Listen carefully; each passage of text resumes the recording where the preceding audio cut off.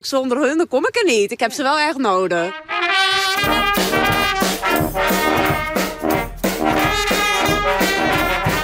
Hier ben je wel maar een speciale reden. Jazeker, want onze Christel die gaat de fietsafsteentocht fietsen. Die is druk in training en wij vonden eigenlijk wel dat wij als muzikale vrienden haar muzikale aanmoedigen moesten.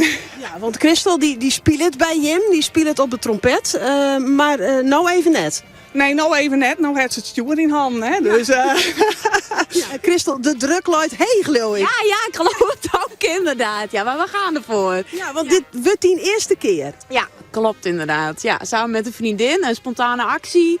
2 kaartjes op een kop kunnen tikken en we gaan met die, we gaan gewoon. Ja. Is die stiepen van hun dan echt nodig? Ja, tuurlijk. Zonder hun dan kom ik er niet. Ik heb ze wel echt nodig, ja. Maar ja, kinderseizoen de dij, spielie. Ja, dat is wel een grote vraag.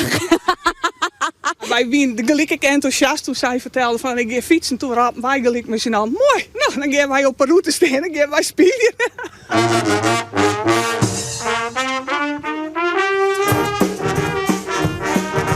Hoe voelt dit? Ja, geweldig.